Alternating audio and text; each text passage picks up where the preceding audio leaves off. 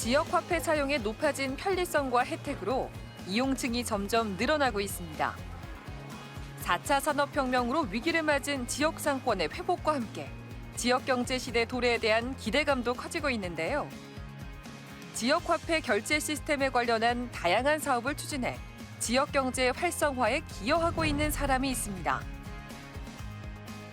지역 공동체를 위한 플랫폼 생태계 구축을 위해 지속적인 노력을 하고 있는 이 남자. 조정일 대표와 함께 자세한 이야기 나눠봅니다. 지역경제 시대가 온다는 말이 있을 만큼 최근 지역화폐 사용이 증가하는 모습입니다. 지역화폐로 코로나19 국민지원금을 지급하기도 하고 또 어떤 지역은 출산 장려금이나 입영 지원금을 어떤 지역은 자녀 학원비를 지역화폐로 할인해주기도 합니다. 네. 지역화폐가 지역경제와 골목상권 활성화에도 도움이 된다는 조사 결과가 있습니다. 오늘은 지역화폐 활성화를 위해서 노력하고 있는 조정일 대표님 모시고서 이야기 나눠보도록 하겠습니다. 대표님 어서 오세요. 네, 반갑습니다. 예. 저희가 시청자 여러분들께 대표님을 소개해드리기 위해서 과거에 어떤 일을 하셨나 저희가 좀 찾아봤습니다. 그랬더니 버스와 지하철 그 대중교통 카드 시스템을 만드신 이력이 있으시더라고요. 맞습니까? 네, 그렇습니다. 카드를 이용해서 대중교통 요금을 결제할 수 있는 예. 그 시스템을 구축해서 사업을 시작했습니다. 그러면 그 관련해서도 지금 계속해서 일을 하고 계시는 건가요?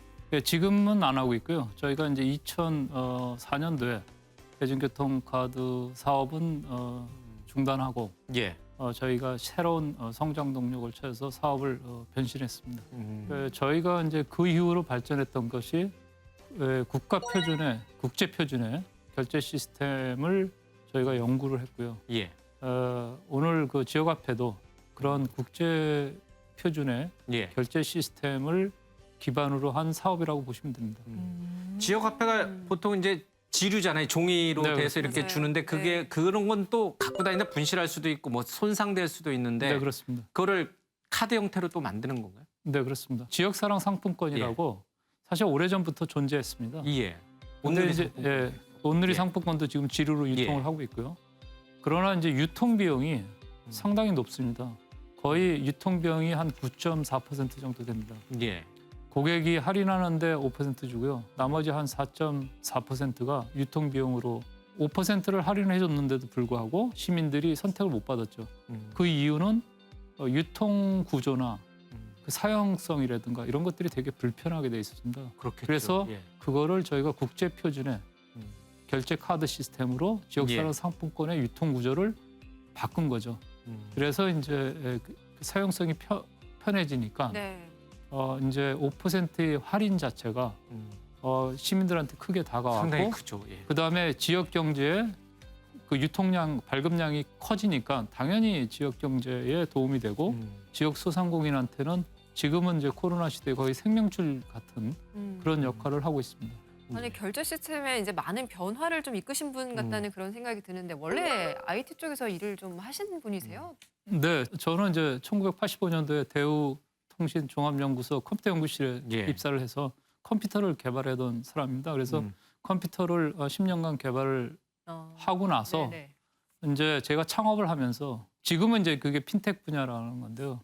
새로운 결제 시장에 상당한 변화가 있을 거라고 생각이 돼서 저희가 이제 전자화폐를 기반으로 한 사업을 이제 연구하게 됐고 그 사업을 제 첫 사업의 아이템으로 잡아서 시작을 했습니다. 그러면 지금 현재 전국적으로 어느 정도의 지자체들이 이런 플랫폼으로 지역화폐 카드를 사용하고 있는 거예요? 저희가 지금 지자체 운영하는 곳이 예. 59개 지자체를 운영을 하고 다 있습니다. 대도시예요? 아니면 큰 도시들 중심으로? 큰 도시도 있고요. 예. 인천, 부산처럼 큰 도시도 있고 예. 그다음에 무슨 태백시라든지 아니면 영월군이라든지 지방의 작은 지역도 있고요. 예. 그래서 다양하게 있는데요.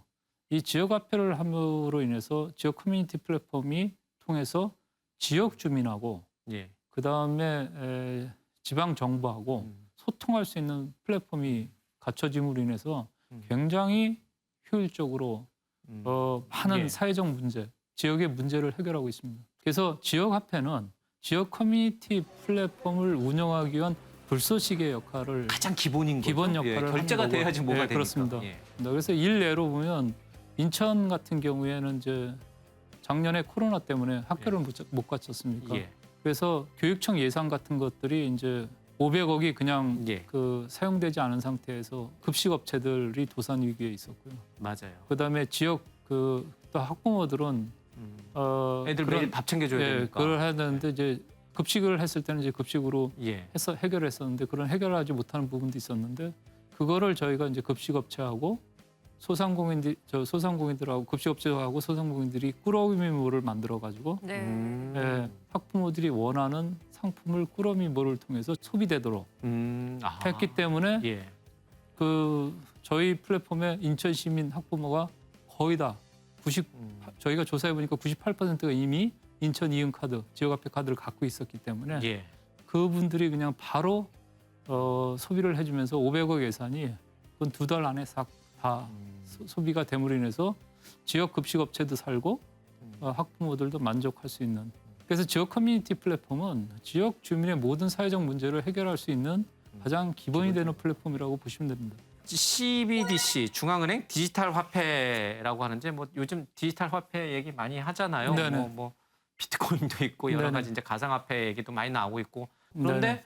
중앙은행 차원의 디지털 화폐 얘기가 사실은 굉장히 여러 군데서 나오고 있거든요. 네네. 우리 대표님이 하시는 일과 어떤 관계가 있는 거예요? 저희가 이제 그 CBDC 화폐도 예. 하나의 그러니까 화폐 자체가 결제 수단 아닙니까? 그러니까 종이로 예. 된 건 이제 현물이잖아요. 맞아요. 근데 사실 이제 그건 이제 우리가 그걸 종이에 인쇄한 거를 돈이라고 부르고 그걸 화폐라고 하니까 화폐죠. 예. 근데 이제 사실은 이제 그 실물을 요통하는 것보다 MC 분들께서도 다 결제하고 돈을 보낼 때 데이터를 송금을 한다는 게 다 데이터를 보내는 거잖아요.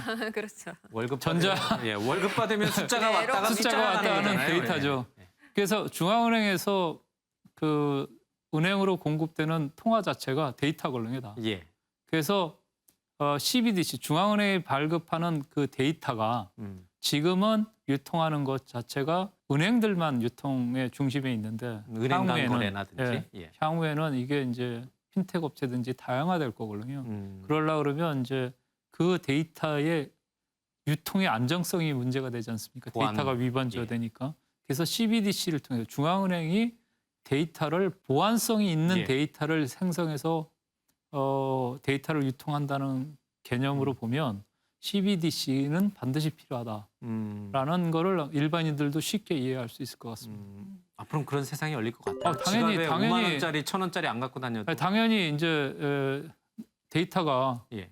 은행에 있는 데이터 원장 데이터가 항상 변조될 수 있잖아요. 음. 은행이 안정적이고 신뢰할 수 있는 기관이고 우리가 그걸 믿기 때문에 예. 그게 안전하다고 하는 거지 사실상 기술적으로 보면 안전하지는 않잖아요. 예. 그러니까 그거를 기술적으로 안전하게 하는 것이 CBDC의 기본 개념이다 이렇게 보시면 됩니다. 지금까지 뭐 지역화폐 결제 시장이라든지 플랫폼에 대해서 긍정적인 이야기를 많이 들어봤는데 네네. 결제 시장이 좀 커질 거라고 보세요? 어떻게 보세요? 지역화폐 결제 시장은 굉장히 커질 거라고 보여지고요. 저희가 안정적으로 이제 어느 지역 커뮤니티가 안정적으로 되기 위해서는 지역 소비하는 규모가 있습니다. 그 지역 소비하는 규모가 자기 가처분 소득의 한 30%는 안정적으로 예. 소비가 돼야 안정적인 사회가 많은데 지금은 지역화폐가 지금 작년도 발행 규모가 15조 정도 되거든요. 예. 15조 정도는 저희가 1년에 우리나라 국민들이 총 소비하는 게 한 800조 정도 되는데요. 예. 15조에 800조는 굉장히 미미한 수준이거든요. 그래서 앞으로 그게 안정적으로 되려면 한 200조 시장까지는 성장할 수 있는 시장이 있다고 봅니다. 그렇게 시장이 커지기 위해서는 뭐가 필요해요? 지금 지역화폐 인센티브가 예. 소비를 하면 할인해 주는 거. 중앙정부가 4%, 그다음에 지방정부 2%, 총 6%의 캐시백을 지급을 합니다. 예. 근데 그 6% 캐시백은 굉장히 큰 금액이고요, 사실은. 그래서 그게 충분한 역할을 지금 하고 있고요. 활성화하는데. 지금, 근데 이제 가장 중요한 거는 소비를 하면 부가가치세가 발생이 됩니다, 10%. 맞아요. 그러면 정부 입장에서 보면 10% 수입이 생기는 거죠. 그리고 내가 6%를 지원해주면 4% 정부가 이득이 되는 구조상 개념이죠. 그러네요. 구조상 그렇죠.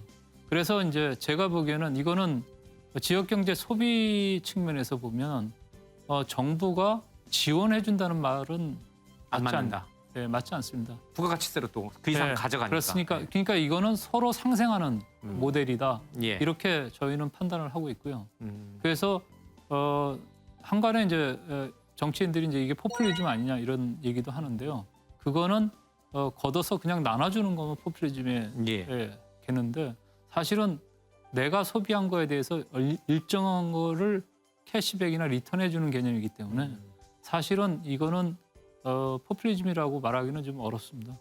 그래서 그런 거에 대해서는 좀 명확한 이해가 예. 좀 필요한 것 같습니다. 이게 어떤가요? 그 앞서 잠깐 이제 인천시의 성공 사례 말씀 주셨지만 서울과 같은 뭐 대도시에서의 그 어떤 활용 빈도하고 중소 도시에서의 그 활용 빈도를 따져봤을 때 그 필요성, 그러니까 지역 화폐를 이렇게 전자 기반으로 해서 쓰는 것들에 대한 수요는 어느 쪽이 더 강한가요? 지방하고 도시하고 다 상관없이 강합니다. 그래서 저희가 영월 군수님하고 인터뷰를 해봤을 때 예. 영월군이나 태백시 같은 경우에 굉장히 많은 참여율이 있거든요. 지역 주민들이. 그래서 예. 이 지역화폐를 쓰는 것들이 굉장히 이제 보편화돼 있고 또 대부분 사람들이 지금 현재 소비의 97% 이상이 카드를 쓰기 때문에 지역화폐가 똑같은 카드 시스템을 적용을 하기 때문에 사용 편의성이 충분히 보장하기 때문에 예. 불편 없이 다 쓰고 있고요. 그래서 대도시 지역에 관계없이 굉장히 활성화되고 있습니다. 지자체 협업도 굉장히 필요할 것 같은데 혹시 지자체 뭐 요청하고 싶으신 거나 뭐 이런 것들이 있다면 또 어떤 것들이 있을까요? 지자체 단체장님의 의지가 되게 중요한데요. 근데 지역화폐나 지역 그 커뮤니티 플랫폼의 중요성을 알고 예. 그거를 시행해서 효과를 본 단체장님은 절대 이걸 중단할 수가 없습니다. 아무리 좋은 시스템도 시민들이 좋아하지 않거나 시민들이 반응하지 않으면 의미가 없지 않습니까? 이거는 저희가 봤을 때 시민들이 전폭적인 지원을 받고 있기 때문에 앞으로 더 성장하고 발전할 수 있을 거라고 생각합니다. 굳이 그 지역에 살지 않는 분이더라도 네네. 서울 대도시나 이런 도심에 사는 분들이라도 충분히 그 지역 화폐를 통해 가지고 결제를 할 수 있지 않을까 싶기도 한데요. 지금 사실은 여기에 큰 오해가 있는 부분이 있는데 대부분의 시민들이 지역화폐를 그 지역 주민만 쓸 수 있다고 생각해요. 그 동네에서만 사용이 가능한 걸로 알죠. 아닙니다.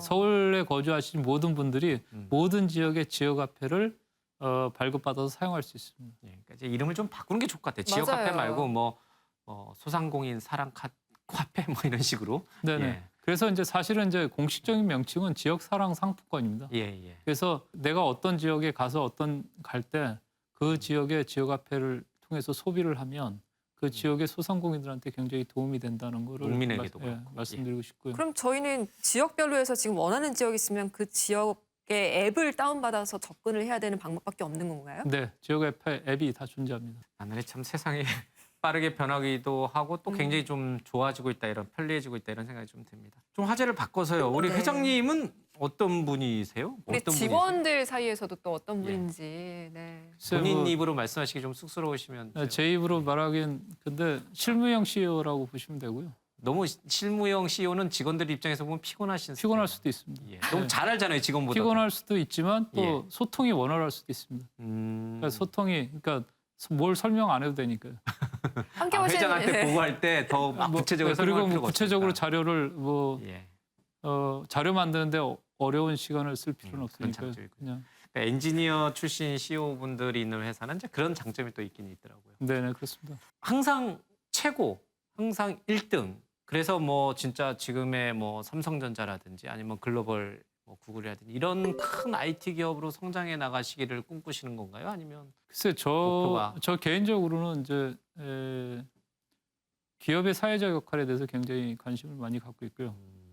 저희가 두 가지 이 관점이 있는데 하여튼 저희 회사의 어떤 비전, 예. 저희 회사의 기업 이념이 세상을 이롭게 하는 사업을 하자는 게 그러니까 저희가 지역 커뮤니티 플랫폼을 하는 것도 예.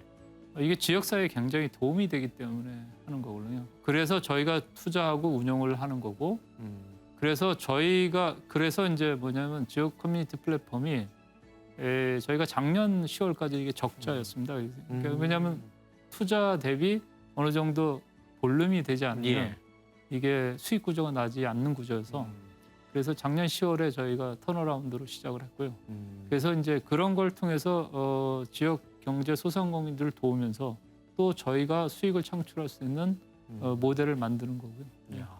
그럼 이제 초기 투자 네. 비용 또 운영 비용, 유지 비용이 상당히 들어가는 플랫폼 사업을 하시면서 계속 적자임에도 그 사업을 계속 유지해 오신 거는 예, 저희가 5년 동안 적자했습니다.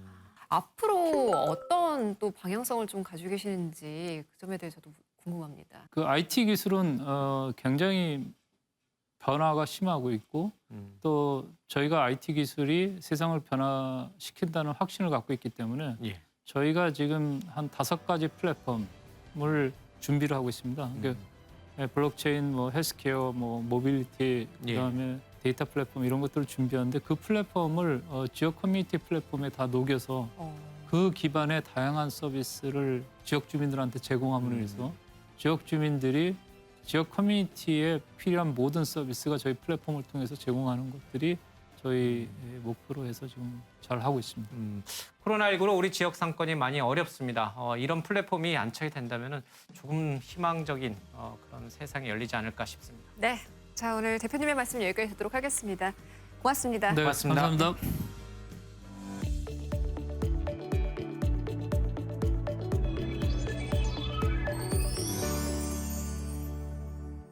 국내에서 코로나19 백신 접종이 시작된 지 반년을 넘어섰습니다.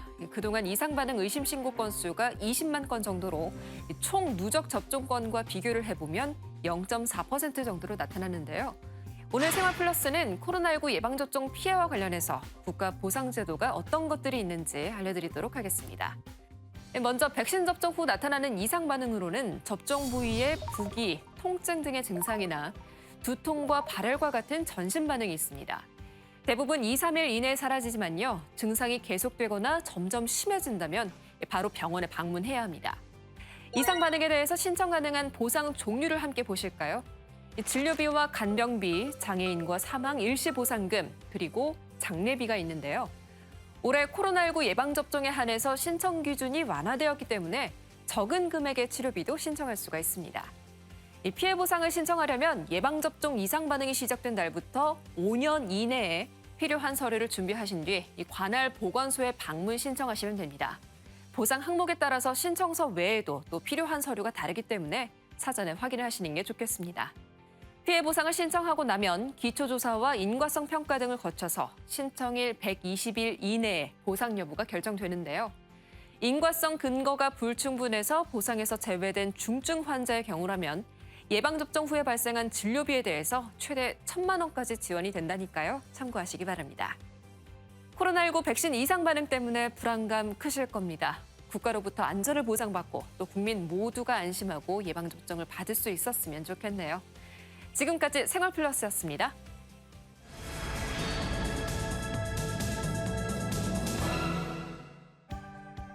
전문 대학인의 의견에 귀 기울이며 전문 대학과 고등 직업 교육 발전을 위해 힘써온 한국 전문대학 교육협의회. 4차 산업혁명 시대 도래와 평균 수명 증가로 전문대학의 평생 직업 교육 역할의 중요성이 높아지고 있습니다.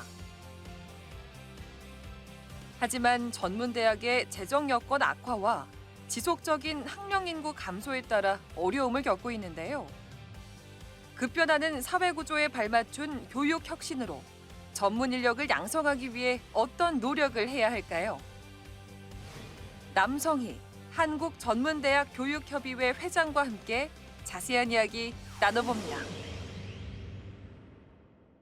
코로나19 이후 우리 사회는 디지털 사회로 빠르게 전환하고 있습니다. 화상회의, 또 온라인 수업 등 업무와 교육 환경도 비대면으로 우리 일상이 바뀌고 있습니다. 네, 하지만 실습이 꼭 필요한 교육 현장에서는 코로나19로 인해서 어려움을 겪지 않을까 하는 우려도 드는데요.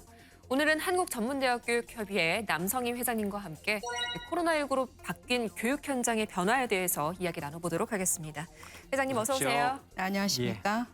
자, 전문대학 교육협의회, 그러니까 전문대학들을 모아놓은 단체잖아요. 네, 그렇습니다. 그러니까 국내 지금 전문대학이 몇 개 정도나 되나요?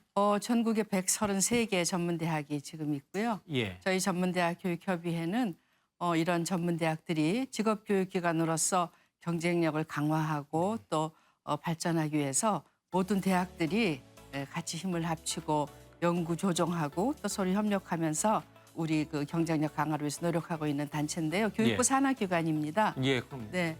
우선 하는 일은 그 현장에서 어려움, 애로사항들을 들어서 정부에 건의하기도 하고 또 정부와 전문대학 간의 가교 역할 그리고 또 국민들은 전문대학을 어떻게 하고 생각하고 예. 있는지 국민과의 관계에서 링크 역할을 하고 있다고 보시면 됩니다. 지금 코로나19 때문에 모든 특히 이제 지금 4차 대유행이 계속 확산하고 있으면서 네. 교육 현장도 완전히 온라인 비대면으로 바뀌었어요. 네. 전문 대학들도 대부분 비대면으로 수업을 하죠. 그렇지는 않습니다. 아, 예. 아무래도 전문대학은 70% 정도가 현장 실습으로 이루어지고 있으니까 작년에 아마 그 코로나 발병 초기에는 무척 어려웠어요. 네. 이 원격 수업에 대한 대비가 별로 안 돼 있어서 그래서 저희 전문대 협의회 차원에서 교수님들을 원격으로 또 강의를 하면서 원격 강의를 잘할 수 있는 방법을 연수하기도 했고요. 예. 또 이제 대응반을 만들어서 어떻게 그 대학을 도와줄까 방역이라든지 그런 노력도 했습니다.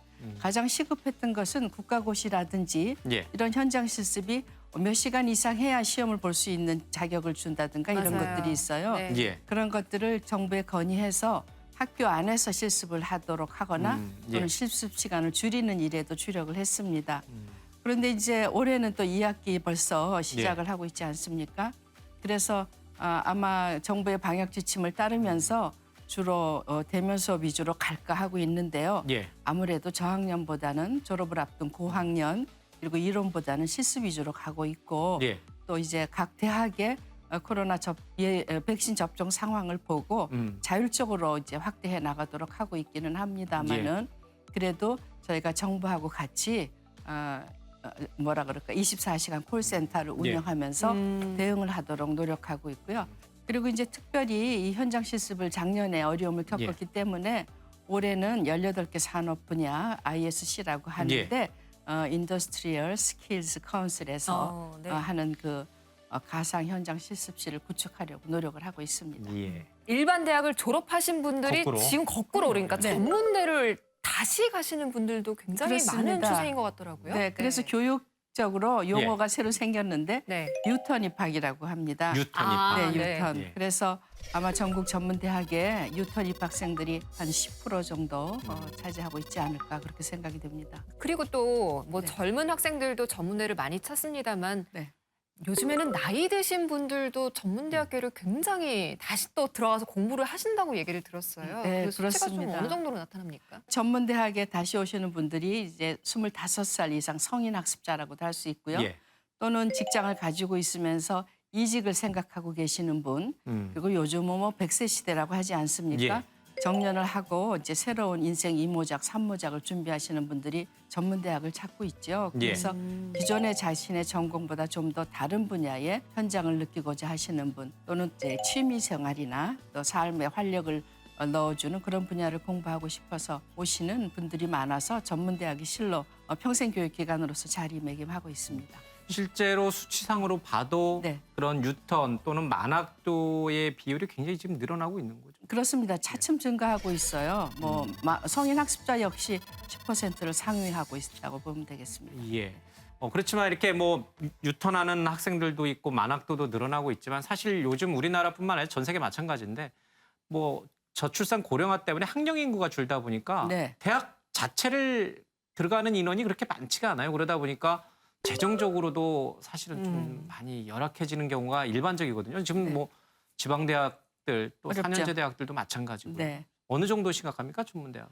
전문대학은 정말 그 일반 대학보다 재정적으로 많이 더 심각합니다. 열악한 것 그 전문대학이 일반 대학에 비해서 재정이 이번에 분석을 해보니까 한 18%밖에 되지 않아요. 그래서 거기다가 전부 그 등록금에 의존하는 비율이 80%가 넘거든요.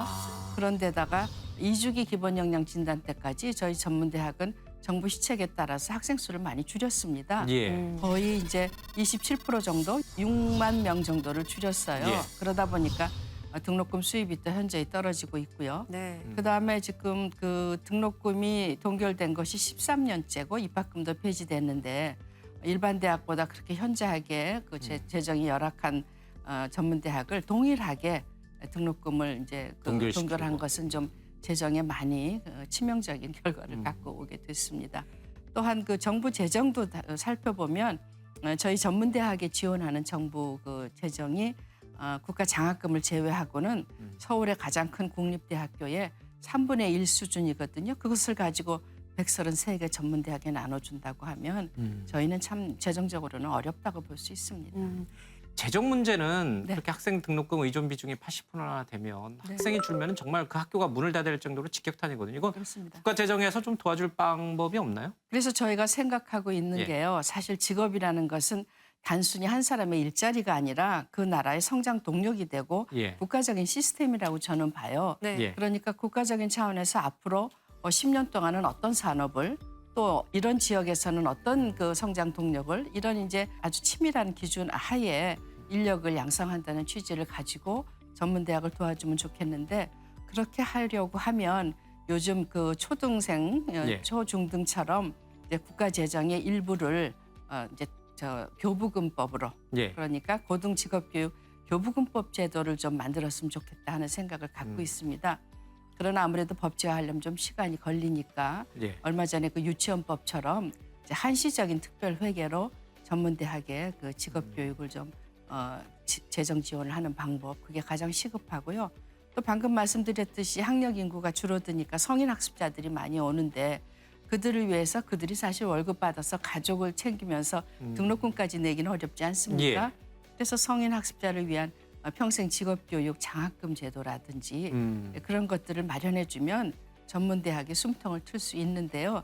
이 말씀을 왜 드리냐 하면 아무리 작고 조금 어려운 전문대학이라 할지라도 그 지방에서 차지하는 위치는 대단하고 그럼요. 그 대학 하나가 허물어지면 그 지역이 공동화된다고 할까요? 예. 그래서 지방 경제 활성화 그리고 지방 균형 발전을 위해서도 이 부분은 꼭 좀 진행이 됐으면 좋겠습니다. 일반 대학에서는 지금 통폐합도 진행을 하면서 이런 위기 상황에 지금 대응을 하고 있잖아요. 전문대학 같은 경우에는 지금 어떤 대응을 하고 있는지요?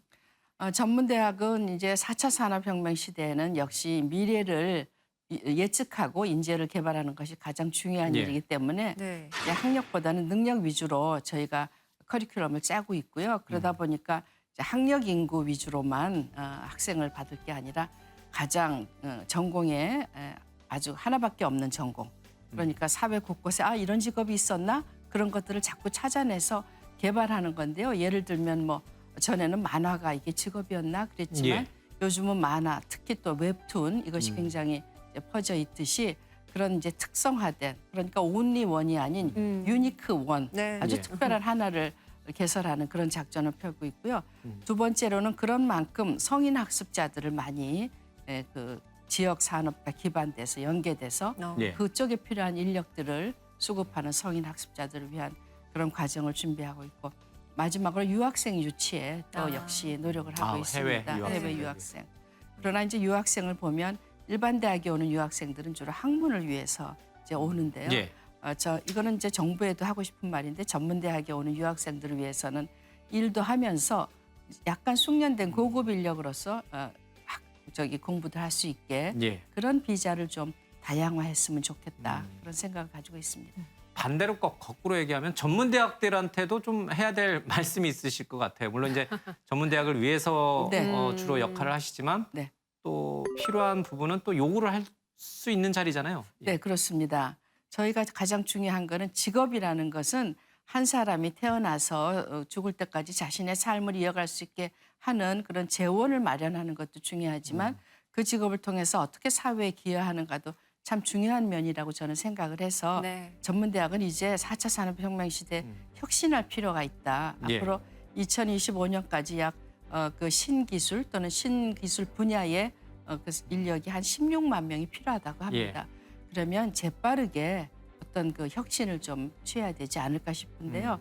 뭐 4차 산업혁명 시대 학교가 어떻게 변할까 했지만 사실 코로나로 이제는 그게 당겨졌습니다. 예. 그래서 이 시대에 뭐 그야말로 유비쿼터스가 아니라 메타버스로 가지 않습니까? 예. 메타버스 기반 하에 변화할 수 있는 그리고 또 미래에 가능한 학력이 아닌 능력으로 승부할 수 있는 학과를 개설하고 그렇게 이제 학생들을 가르칠 준비를 좀 하고 있어야 될 것 같아요. 네. 그러면 지금 전국에 한 133곳에 다니고 있는 우리 네. 학생들 네. 지금 코로나19 시대에 참 어렵게 학업을 이어가 나가고 있잖아요. 네. 그 학생들에게 우리 총장님께서 좀 하고 싶은 말씀이 응원의 있으실까요? 메시지. 네. 예. 그렇게 생각합니다. 어느 시대고 간에 태평성대는 없었던 것 같아요. 예전에는 뭐 우리가 일제시대도 있었고 6.25도 있었고 그 다음에는 또 민주화 시대 이렇게 겪어오면서 학생들이 공부에만 전념할 수 없었던 그런 어려운 일들이 많이 있지 않았습니까? 지금은 이제 코로나 때문에 학생들한테 코로나 블루라든지 또 학교에 와보지도 못하고 졸업해야 되는 안타까운 현실이 있긴 맞아요. 하지만 네. 그러나 이제 그 이런 각종 가상 현실이 또 많이 발전돼서 공부할 수 있다는 것만 해도 참 다행이다 저는 그렇게 생각하고 예. 기회가 있으면 언제든지 피하지 말고 즐기는 마음으로 공부해라 그렇게 말하고 싶고요. 또 이제 대학에 지원하는 학생들에게는 예. 전문대학 입장에서 앞으로는 꼭 뭐 학벌이나 뭐 능력이나 학력이 중요한 게 아니고 자신만이 갖고 있는 어떤 특정한 특별한 예. 어떤 전공이다라고 생각을 해서 이제 학교를 선택할 때 내가 가장 좋아하는 일로 이것으로 내가 평생 직업으로 삼으면서 즐겁게 할 수 있는 그런 것들을 그 미래의 그 진로로 생각하고 그것을 가장 잘 가르치는 대학은 어딘가 찾아서 성실하고 열심히 공부한다면 저는 정말 힘껏 도와주고 응원하겠습니다. 자, 학령 인구가 감소하면서 대학의 위기라는 말이 나오고 있습니다. 하지만 대학이 학력을 위한 대학이 아닌 능력을 키워주는 대학으로 경쟁력을 갖춘다면 그런 위기는 충분히 극복할 수 있을 거라 생각이 듭니다. 네, 과거 평생 직장인 개념에서 이제는 인생의 2모작, 또 3모작을 준비하는 이들이 많이 늘고 있습니다. 새로운 인생을 준비하는 이들이 전문 직업인으로 거듭날 수 있도록 우리 전문대학이 앞으로도 쭉 함께해 주셨으면 합니다. 자, 오늘 토요포커스는 여기서 모두 마치도록 하겠습니다. 시청해주신 여러분 고맙습니다.